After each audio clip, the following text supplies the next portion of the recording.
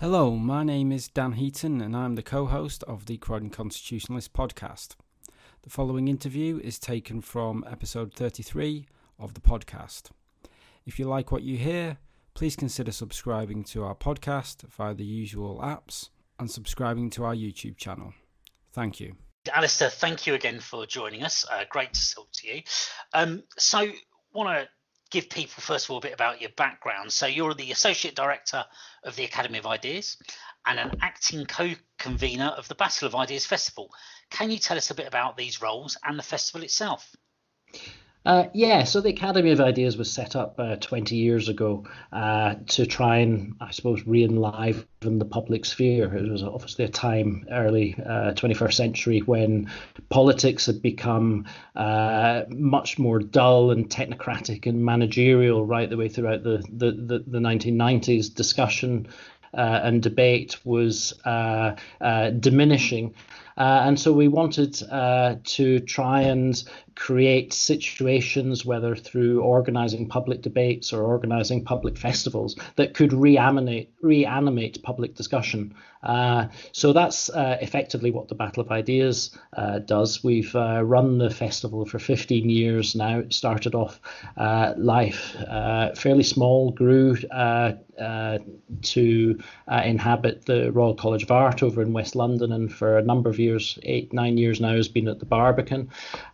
And it's a festival that attracts 3,500 people over the course of a weekend, discussing all sorts of different subjects, from the future of the economy to the rise of the culture wars, with an emphasis on free speech and arguing for freedom. So we put together panels and organise debates, making sure that we cover lots of different viewpoints. Similarly, we chat to an audience that comes from quite wide number of perspectives, young and old, and we feel that by putting people in the same space, then you can create a lively public space. And I think, one of the things that you start to worry about just now in this period of pandemic is the dissolving of that public space, the way that we've become atomized and isolated with our own spheres. The common way of speaking to each other has become Zoom, where you appear as a picture.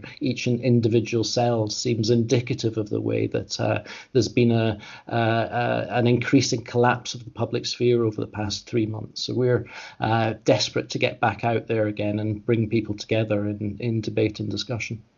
Obviously, you say it's been around a number of years now. How did you first get involved in the ideas movement, and how did you end up in these roles? Well, we create a very big festival with a very small team in the office. There's only about 6 of us.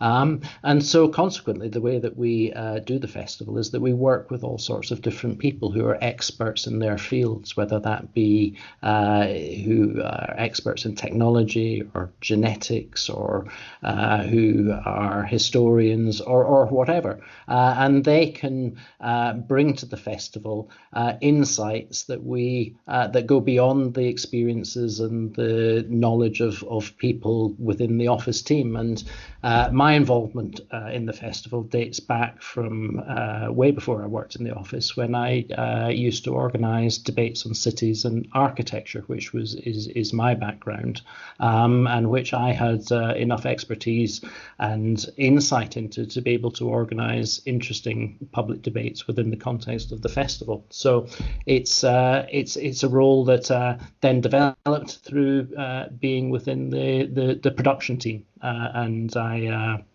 now a core member of the producer team. As part of that, you spoke at our my Tuppence event last year, so thank you for that. Really good. You were speaking about the risks to freedom from identity politics. Obviously, we've touched on some of that at the moment. Obviously, you think it's a concern. What do you see Where do you see that at the moment? Well, the other side of what I do is, as well as working for the Academy of Ideas, I work for an associated charity called the Battle of Ideas Charity, which is more educational in its ethos and interests. And within that, we not only organise schools debates and put on weekends of discussion on things like philosophy and history, but I also run a school for 18 to 25-year-olds called Living Freedom, which is about attracting a new generation of people to become interested in fighting for freedom. And we very much like to interest them by looking back and looking at ideas of freedom throughout history and also their contemporary manifestations and constraints. And one of the main things that we found ourselves talking about in the past 2 or 3 years is the influence of the culture wars and the emergence and consolidation of instead of people becoming interested in politics in the traditional sense, where they might go off and join political parties, for example, and argue about how to create a political future, they become much more interested in their own identity and their group identities, and that becomes really the focus of how they both see themselves, but also how they interpret their role in the world. And one of our concerns over the past period has become the way that identity politics has coincided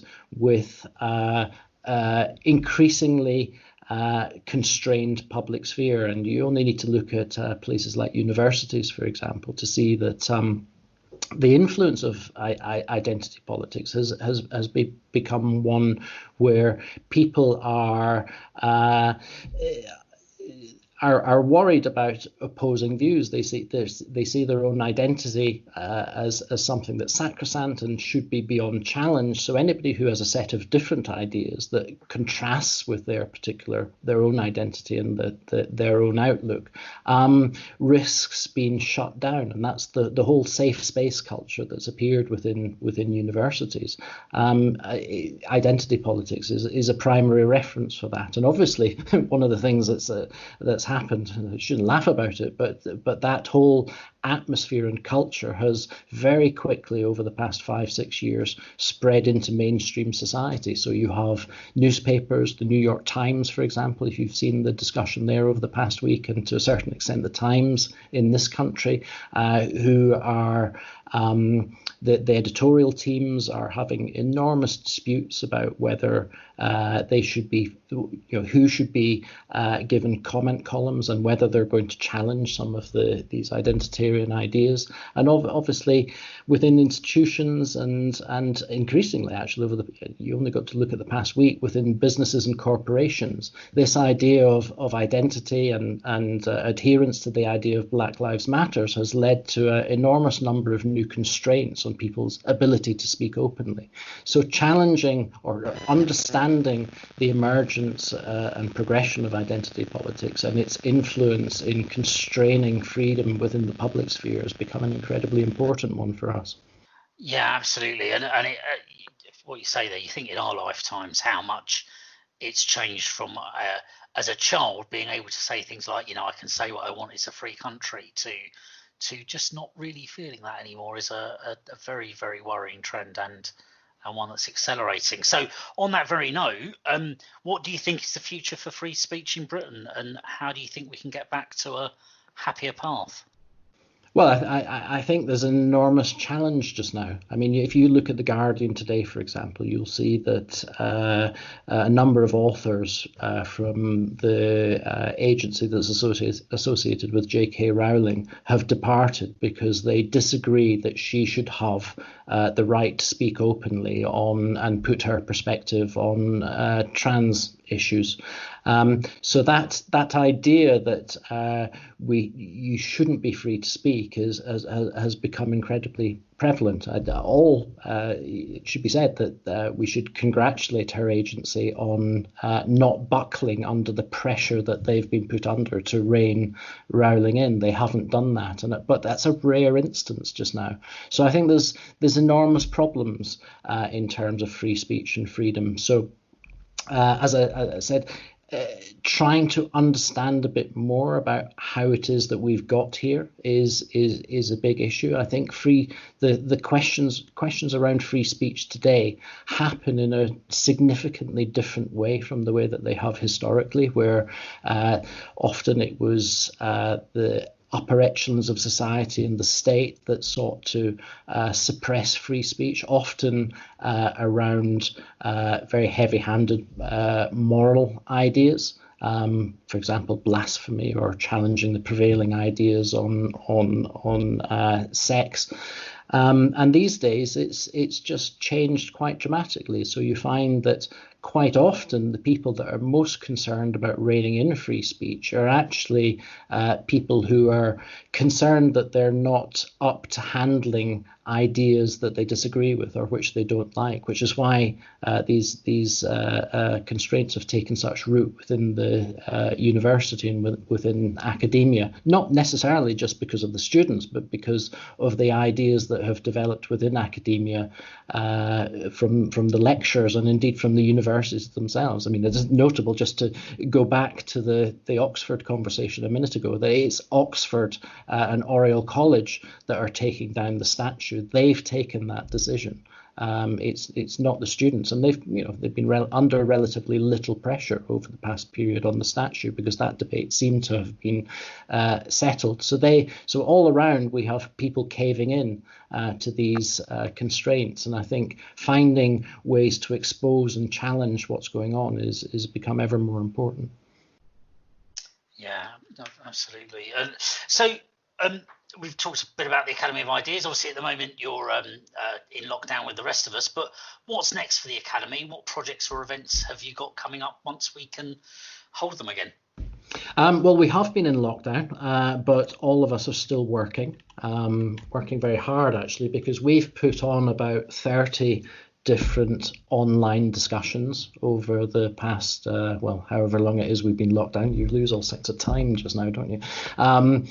Which are all actually available on our website. So if you want to track back and look at any of them, we've had discussions on things like the role of the media, on the role of experts in a pandemic, on trying to understand more about safety culture, and we've had discussions on the impact of the killing of George Floyd on British society. So we've tried over the past 3 months to very much to create a public discussion around what's going on, because as I said earlier, I think the absence of a public sphere at the moment is incredibly worrying.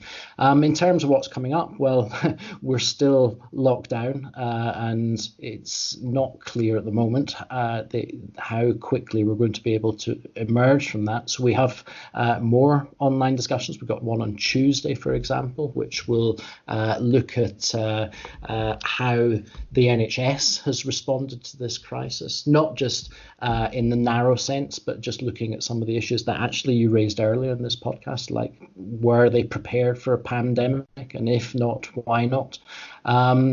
We're going to have next week, we've got a book launch on a new book on borders with Professor Frank Furedi, which will be looking at why it is that we both seem to love borders just now, but also hate them. So on the one hand, we celebrate safe spaces and putting walls around ourselves. On the other hand, people celebrate cosmopolitanism and talk about free movement and celebrate life without borders. So we want to look at that question of what it is, the meaning of borders, and why it is that there's such pro and anti views of them. And then longer term, we'll be preparing for the Battle of Ideas Festival, which hopefully will come at the end of the year. We're still hoping that society will open up enough that we can gather people physically within the same space, hopefully beyond social distancing. And we'd love to have the Battle of Ideas Festival in November, because let's face it, there's no shortage of issues to discuss just now. No, absolutely. And on that very point, what are the issues, what are the ideas that are interesting you most at the moment? I'm interested in the future of cities and how that discussion on cities plays out, and whether some of the stuff that's come around on a pandemic, which is very much about limiting the public sphere, will actually take root. And obviously, I'm interested in arguing against that. But also, freedom is a big issue. But there's huge discussions and debates just now around the culture wars, around the future of institutions. I mean, have the police, the NHS, the universities, what is their future? They all seem to be undergoing huge amount of reorganization just now at precisely the time when a new set of ideas is coming to the fore in society, and I would argue not good ideas. So there's a danger that these are being baked into these new institutions that are being reorganized without much democratic debate. So we want to look at all these things and try and both understand them a bit better, but also debate the extent to which they should be challenged, and if so, what some alternatives might be. Fantastic. Thank you for that. Well, it was great to talk to you, Alastair, and thanks for your time on the podcast today. Thank you.